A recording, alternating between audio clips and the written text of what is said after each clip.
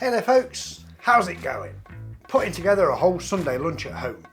Nightmare, right?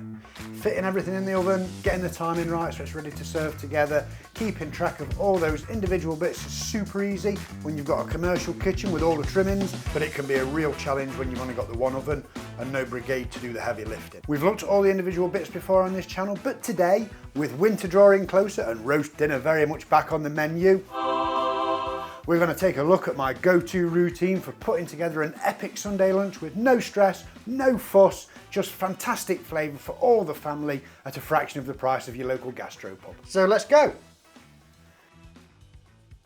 Now the key to Sunday success is planning and prep.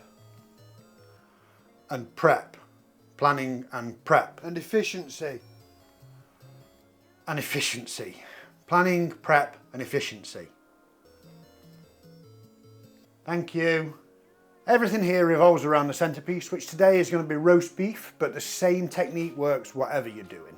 We need to work out how long that centrepiece is going to need in the oven, and for beef, my rule of thumb is 25 minutes per half kilo for medium, plus a few minutes. For this piece of beef at just over 800 grams, I make that about 40 minutes. It'll probably be a touch more, so let's say 50, plus the all-important half an hour for resting. So that's an hour and 20 minutes for the beef. I'll keep this out of the fridge now to come up to room temperature while I get some other jobs out of the way. Yorkshire puddings can be a bit of a pain. They need a higher temperature than most other things, and you can't open the oven door while they're cooking. So let's just get them out of the way first while we do prep for the other stuff. That'll add another 35 minutes to our cooking time. Let's call it 40 for easy maths, and that takes us to an even 2 hours. Add on another 15 to avoid that last minute rush, and 15 more for prep and preheating, and we've got our timeline. 2.5 hours, nice and easy, start the clock. To get started, let's get the oven preheating for the Yorkshires. I'm going to follow my usual Yorkshire recipe today, and I'll link all of the individual recipe videos up here, I think, as I mention them, and they'll also be in the description, so finish watching this one first. These large ramekins are essential for the best Yorkshires. If you don't have them, you can use a muffin tin or a regular Yorkshire tin. I will leave an Amazon link in the description in case you want to get yourself some ramekins though. They are worth it, they're awesome. They get a generous glug of high smoke point oil and then they go into the oven to preheat. This is set to 230C or 440F and I'll give it a good 10 minutes. While that happens, let's make the batter. Again, see the full video for the details. This is my usual 111 by volume batter. So that's eggs, milk and flour measured out, whisked together with some seasoning, and I'll just let that sit for a few minutes while the oil gets good and hot. After 10 minutes heating up, there's a good sizzle when I drop in a little batter. So I'll work quickly to get that batter into the oil and then back into the oven they go. 10 minutes in, 2 hours 20 to go, set a timer for 10 minutes and let's get on with the rest of that prep. Now, if you wanted to serve a cauliflower cheese, now would be a great time to make a start on your sauce. That is definitely extra credit though. I definitely recommend starting with the basics and adding extra things later once you're comfortable with the whole process. That said, if you do want to do cauli cheese, recipe linked again here and down in the description. But for today, let's stay focused and we'll use this 10 minutes to peel and chop some potatoes for roasting. There's nothing special here. Maris Piper or King Edward in a pinch. Russet if you're overseas. Speed peeler and then chop into good sized chunks. Place them straight into a good sized pan of cold water to soak and just put them to one side. We'll get on with cooking them later. Recipe again here and down in the description. You get the idea. By now that 10-minute timer is probably up, so let's turn our attention back to those Yorkshires for a moment. There's nothing much to do, just turn the oven down to 180C, 350F. Don't open the door whatever you do and set another timer for 20 minutes for them to finish off. 2 hours, 10 minutes to service. Let's make a start on that beef. Full video, oh, you know. I'll start by making sure the meat is dry and then I'll give it a good coating of high smoke point oil and season it generously with salt. And then it's over to a wide flat pan over a high heat and I'll give it a good sear on all sides to really start to build out that flavour. And once I've got some good colour on the meat, I'll turn off the pan and get a roasting tin ready, and for this, I need a tin that's big enough to comfortably fit the joint, not too big, and to that I'll add some chopped brown onions to create a trivet for the meat to sit on. I'll add a good glass of red wine, whatever you have knocking around is fine, a few good glugs of Worcester sauce, don't be shy, and some sprigs of thyme for flavour. Feel free to add a bay leaf here if you think it'll help, or whatever else you like. And then the meat just sits on top. I'll set up my probe, making sure that the tip is in the centre of the meat, and that's ready to go in the oven. For a cook this short, you don't want to cover it. Again, see the video. As if by magic, there goes that 20-minute timer. Those Yorkshires are done, they look amazing. So I'll take them out of the oven, drain them, and pop them straight onto a wire rack, don't cover them, to rest and cool while we keep on cooking. 1 hour and 50 minutes to go. Bump the oven up to 200 degrees C and give it a few minutes. In the meantime, we'll turn our attention back to those potatoes. Those have been soaking in the water for a while now and should have given up most of their free starch, so let's change that water, giving them a good rinse to ensure that all that starch goes down the sink. Once the water is staying nice and clear, in goes a good grip of cooking salt. We might as well make a start on the gravy too while we've got a few minutes.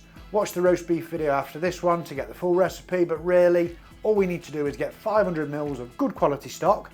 I like this brand personally, but you do you. And if you happen to have homemade stock from previous cooks, then that would be awesome. That goes into a saucepan, and then with 1 hour and 40 minutes left on the clock, I'll pop both that and the potatoes onto the hob over a medium-high heat, which I'll turn down to a simmer after a few minutes. Pop the meat in the oven on the middle shelf. If you have a small tin like I do, put it on a baking tray for easier handling later. Make sure that the meat thermometer is set. Again, watch the video for a rundown on doneness and temperatures, and set a timer for 20 minutes. As soon as that stock comes to a boil, turn down the heat. And now at this point it's worth thinking about what else you're planning to serve. You can get ahead now with peeling carrots or parsnips, whatever else you're doing. Things like peas and frozen veg, there's nothing wrong with frozen veg in this context, by the way. It's probably fresher than the fresh stuff. Don't need anything, but anything that does need a bit of prep can be done now. Then it can just sit around in water until you're ready later. Stir the stock occasionally and make sure it's turned down to low. We want to reduce it by a half maybe, and really intensify that flavour. And once that timer goes off, with 1 hour 20 left on the clock, let's turn the oven down to 170C, 350F. The potatoes should be good and tender by now, and test them with a sharp knife. Watch the full video to see the level you're looking for. So turn them off, drain them, give them a little shake to rough them up a bit, and then just leave them to steam. You want them to be completely dry before they go in the oven so that you get that crunchy, glassy crust, that exterior. It's amazing. Back at the stock, I'll stir in a packet of gelatin. Optional, but essential for that unctuous mouthfeel you would normally only get from boiling connective tissue for hours. And once that's whisked in, I'll make a quick cornflour slurry to thicken this up. I want it to be slightly over thickened, and it'll thicken more as it cools because we're going to add the wine and roast and juices to it later. Next, get a good sized baking tray, give it a generous squeeze, or glug if you prefer, of neutral high smoke point oil. I like sunflower, you use whatever you've got. And pop it on the top shelf of the oven to preheat.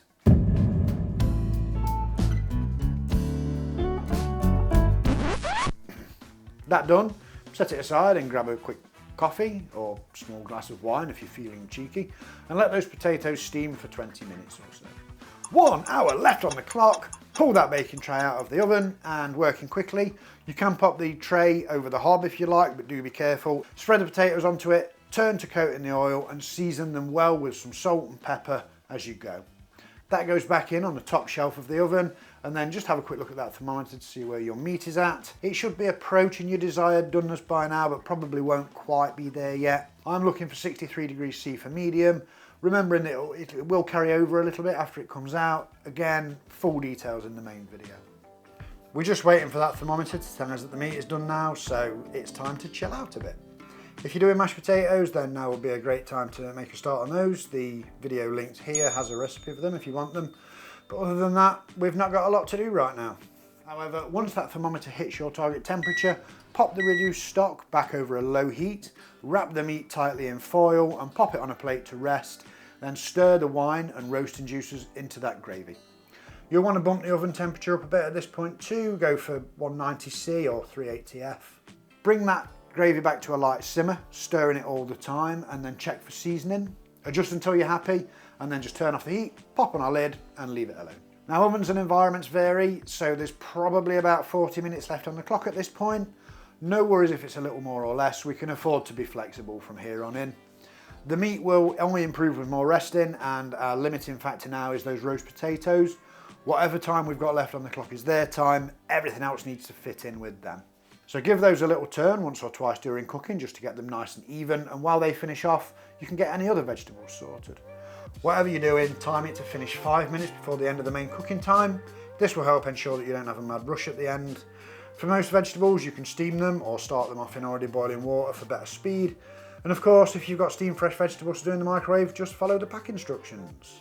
As you reach the end of the cooking time and individual vegetables and sides are done, just cover them. They'll happily hang out there for a few minutes while you get everything else finished. No drama, no stress. With 5 minutes left on the clock, it's time to carve that meat. It should be well rested and frankly delicious by now. So get your sharpest knife, slice it as thinly as you like and then loosely cover it. Pour in any juices from the plate into that gravy. By this time, those roast potatoes should be done. So pull those out of the oven, turn it off and then just pop the Yorkshires in to reheat as the oven cools.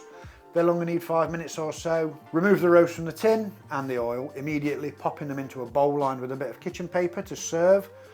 If you've got it, sprinkle with a bit of rosemary salt for a delicious finish. Strongly recommend. We probably should do a video on that, or there are plenty on YouTube. Just have a look around. Now it's just a case of serving everything up. I like to just place all the pans on the kitchen island with serving spoons, but feel free to go with serving dishes and chargers if you enjoy washing up.